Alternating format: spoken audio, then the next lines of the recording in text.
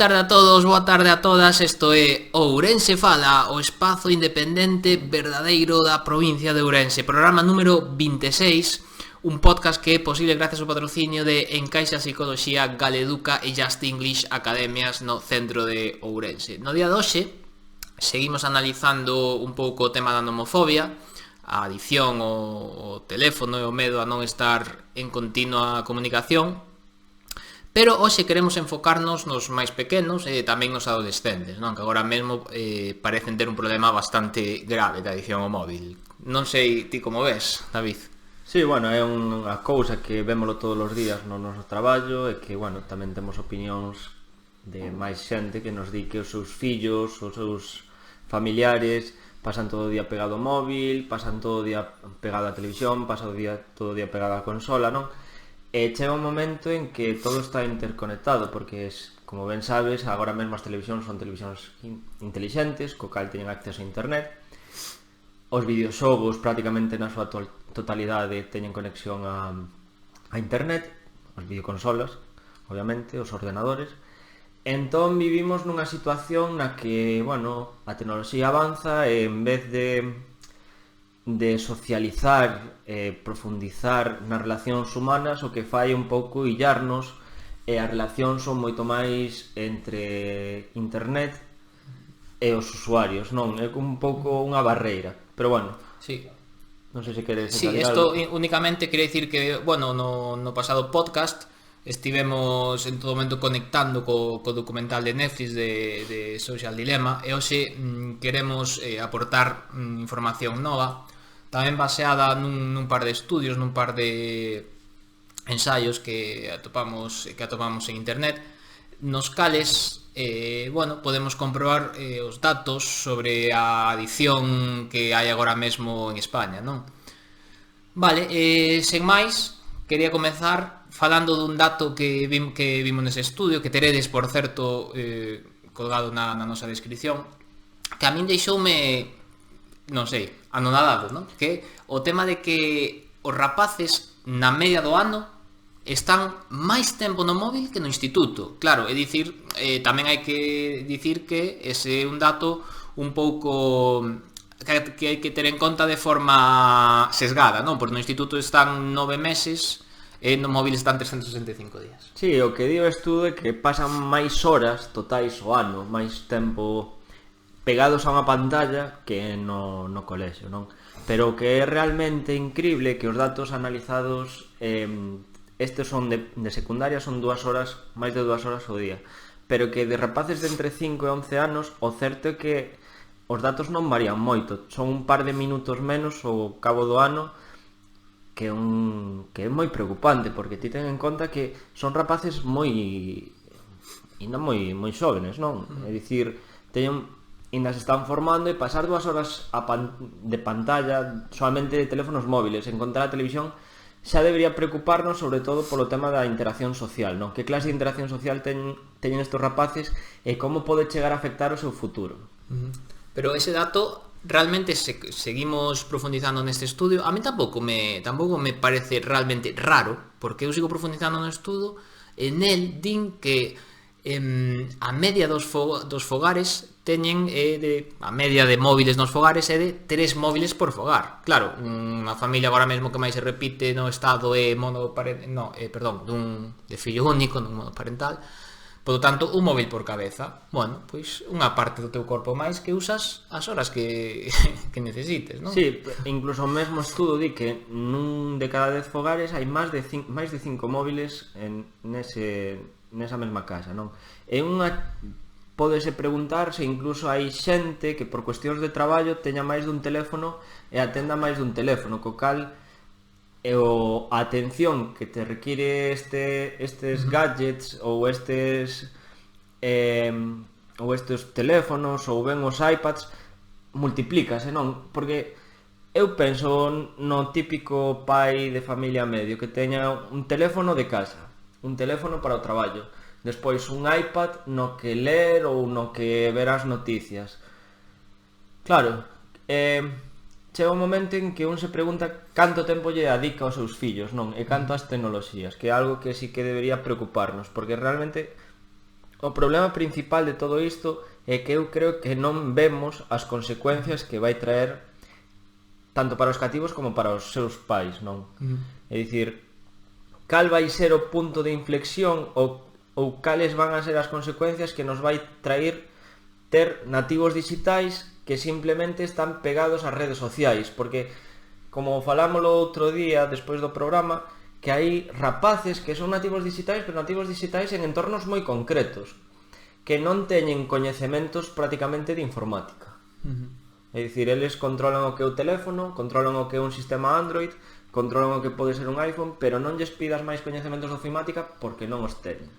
Si, falas de nativos digitais, outro día tocamos o tema da nosa xeración, que somos un pouco, eu facía esa anécdota do Messenger e tal, pero bueno, que somos a última xeración que sabemos o que é vivir sen redes sociais, non? Pero hoxe quería, xa que falamos dos rapaces, dos cativos e dos adolescentes, quería pôr un pouco o foco nos seus exemplos dos maiores, non? Penso que hai unha xeración que é esa xeración que descubriu que a que lle chegou esta tecnoloxía das redes sociais, do WhatsApp, etc., con 45-50 anos, non? E que está pasando bastante desapercibida porque normalmente todos nos preocupamos por estes rapaces que viciados están ao móvil. Porén, os maiores hoxe en día non están a dar un bo exemplo. Entón eu tamén quería un pouco, non sei se vos vedes, se vedes algún exemplo, podedes deixarnos os comentarios que queirades, por suposto, pero que esa xeración de adultos, para min, fai un par de cousas terribles, que unha é dar un exemplo terrorífico aos rapaces e adolescentes, porque hai xente de 45, 50, 55 facendo un uso moi de adicto do móvil, e tamén usar esta tecnoloxía para, a ver como digo isto, facer tranquilizar os máis pequenos. Non sei se estás de acordo comigo, dicir, ese rapaz que, bueno, que ten un pouco mal día, chora, berra, ponlle a tablet. É que ese é outro problema, non? A educación dos pais cos rapaces. De feito, no estudo di que o 38% dos pais enquisados considerase adicto ao móvil. É dicir, eu vexo que a xente dáse de conta de que ten un problema, pero non sabe como afrontalo ou non sabe as consecuencias que pode chegar a ter. É como, bueno, isto sí, a ver, pásame un pouco co móvil, pero bueno, dá un pouco igual, e non debería ser así. De feito, hai unha serie de indicios que nos deberían indicar cando non xa temos un problema, non? Como ter o móvil e leválo a todas partes, hai xente que o leva ao lavabo, hai xente que o leva cando incluso para baixar a basura, e teño visto xente que vai co móvil a tirar a basura e despois sube así pegado ao teléfono. A xente que o consulta compulsivamente, non? E o mellor, eu que sei, teño un WhatsApp, non. Despois míralo cada 2 minutos para ver a hora. Despois míralo por se tes unha notificación en Instagram. Si, é que neste segundo punto de indicios que temos un problema, quero un pouco remarcar unha anécdota, non? Que a min aconteceme ás veces, e vexo a xente que tamén lle acontece, que é dicir, vou coller o móvil para mirar que hora é. Collo o móvil, miro absolutamente todo, meto no meu peto e non sei que hora é. Que, claro, non é, imagínate, estou esperando unha mensaxe, estou esperando, non sei, un paquete, polo tanto consulto a ver se vou mandar. Non, que teño que facelo. É algo instintivo, non? A ver, cantas veces temos consultado o móvil e tiñamos unha idea preconcebida de ir a mirar o correo ou ir a mirar calquera cousa, apagar o teléfono e non facelo, non? Despois outro punto que tamén é moi interesante é aquela xente que se levanta, mira o teléfono e cando se mete na cama mira o teléfono. O primeiro que fai o día e o último que fai o día. Hai xente que nos coñecemos que teñen, para evitar isto, teñen despertadores analóxicos, non? Que é un pouco unha solución que pode levarse, vemos que xa estos indicios vanse dando. Despois, hai xente que a batería non lle dura máis de 24 horas, claro. que un uso, excesivo de como debería ser a tecnoloxía. Un móvil novo, se se utiliza adecuadamente, a batería debería durarlle mínimo un día e medio, 2. Neste aspecto, lembro o anuncio de... Agora creo que me vou colar, pero creo que era un Samsung, fará 1 ou 2 anos, que o anuncio era unha persoa que comezaba erguéndose no seu día e collía o móvil, entón estaba todo o día mirando aplicacións, con música, descargando cousas, baixando un xogo nas redes sociais, íase dormir e deixaba o móvil. E logo o mesmo o día seguinte. Entón dicía, o valor que tiña ese móvil para os anunciantes era o que duraba a batería. Dicía que la batería te permita hacer todo o que quieras ou algo así. Claro, que modelo nos está vendendo a publicidade? Eso de que o teu móvil é prácticamente unha extremidade do teu corpo, non? Entón, eso conecta con este dato da batería de 24 horas. Sí, como dixemos no anterior capítulo, realmente o que queren as aplicacións é a túa atención. Entón, canto máis tempo che dura a batería, máis tempo ti estás con el. Entón, gran parte da oferta que che dan os novos móviles é poder pasar moitísimo máis tempo con el sen ter que recargalo. É dicir, non te preocupes, están todas as aplicacións que queiras, que ti ao final do día ainda che vai sobrar batería para o día seguinte, para que ti sigas enganchado ao teléfono. Cal é o problema principal que deriva isto? Nun posible síndrome de abstinencia, o cal xa é bastante grave, porque se unha persoa, cando ten o móvil sen batería, cando non ten datos, ten a súa principal obsesión é chegar a casa, enchufalo e ver que hai de novo, é unha pulsión moi grande, é un problema enorme. Eu creo que está máis, como dicilo, expandido ou é máis normal do que nos pensamos. É que penso que estamos chegando a unha sociedade, non sei, non quero falar de sociopatía, porque igual a estas alturas é un pouco exagerado, non? Pero, claro, que acontece? Que ti cando te quedas en batería estás fora da sociedade. É dicir, non estou no WhatsApp, non estou na miña rede social, non me poden chamar, non se poden comunicar comigo, é como que caes de esa nube que temos creada, que é esta sociedade da comunicación inmediata da tecnoloxía. Entón, eso a xente provocalle esa sensación, non? Ansiedade, incluso. Que ao mesmo tempo, para min é un pouco contradictorio, porque por unha parte sufres ese quedarte fora da sociedade, pero pola outra, o estar nesa conexión inmediata, continua, o que falle que te individualices demasiado, é dicir, que interactúes moito menos co resto. Vamos, é realmente fascinante, pero a abstinencia de non estar conectado é algo que dentro de moitos anos eu agardo que se estude como algo gravísimo dos nosos tempos. A ver, a idea principal no tema da abstinencia é sobre todo que ti non realices ou non te relaciones ou non fagas as actividades que tiñas pensadas simplemente porque non tes móvil, non? Entón, como vimos en The Social Dilemma, cando quitaban os móviles e estaban ao redor da mesa, a xente non sabía interactuar socialmente.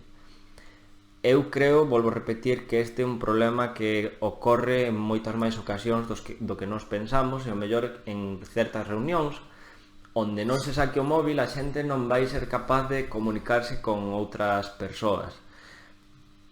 Claro, isto pode ser algo anecdótico para nós, que xa temos un recorrido, temos unha formación, temos uns habilidades sociales, pero que para a xente xoven, pois sí que pode chegar a ser un problema porque non vai saber comunicarse cos seus compañeiros, cos seus amigos, coa súa parella, non? Claro, que nos, por sorte, esa situación que tipo sobre a mesa de estar nunha reunión por algún motivo ter que falar ca xente, para nos nunca vai acabar sendo un problema. Somos xente que non somos directamente nativos digitais. Pero porque somos un pouco parlanchins tamén. Tamén, así nos vai, non? Aquí no podcast, pero penso máis nos que están nacendo a partir do ano 2005, se queres. Esa xente si vai sufrir moito, non quero dicir todos, non haberá excepcións como sempre, pero van sufrir moito máis nesas relacións fora do móvil e fora das redes sociais.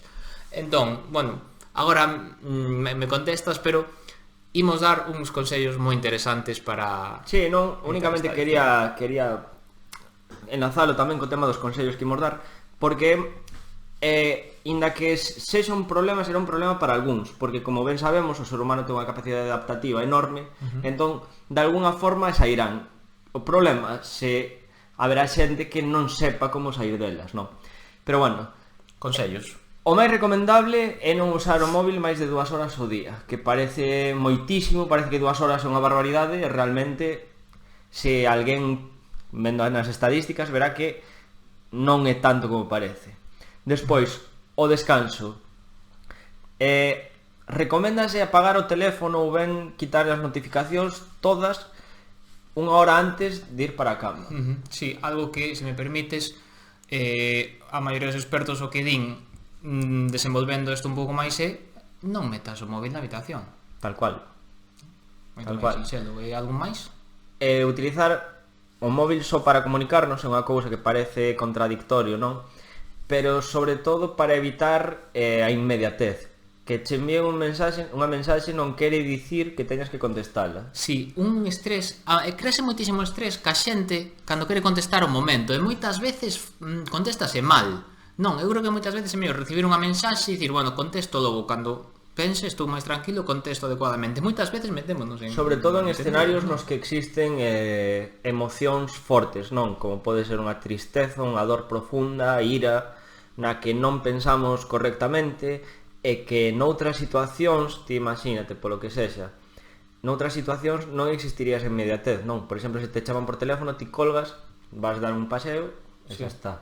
Pero neste caso é como unha exixencia de estar conectado e eu creo que moitas veces igual dicimos cousas que non queremos ou dicímolas da forma que non queremos ou non debemos. Claro, dis, ostra, que me está vendo online, e que a min dame para outro podcast absolutamente as situacións do WhatsApp, os malentendidos que crean os grupos, o malentendido que crea o estar en online, bueno, antes cando estaba o dobre tic azul, en fin, daríanos para outro podcast. Eu quería, se me permites, agregar un último consello adicado aos pais, dicir, os pais da nosa xeración, xa 30, 40 algo, por favor, tratade de subir menos fotos dos vosos rapaces ás redes sociais, porque eu creo que unha vez que entrades neste círculo, estades vendendo as fotos dos vosos rapaces a esa rede social e non sabemos onde pode acabar. Este é un consello casi dende un punto de vista persoal que eu vos recomendo. Sí, eu estou contigo. Pero bueno, seguiremos con este tema polo menos un podcast máis, no cal teremos un grande de Ourense Fala analizando o tema con nós, xa todos podedes imaginar de quen falamos. Nada, pedirvos que o de sempre, non? Que vos suscribades a nosa canle, que nos comentedes. Seguramente se hai algo no que estedes en desacordo ou queredes botarme a mí a bronca polo que acabo de dicir, ou queredes dicir, pois si, estamos de acordo, ou vos vedes a vos ou os vosos colegas identificados en alguma situación, comentade, que nos estaremos encantados de ler os vosos comentarios e de metelos aquí, non? Non sei se queres agregar algo máis. Non. Nese caso, nada máis. E nada menos. Moitas gracias por vernos.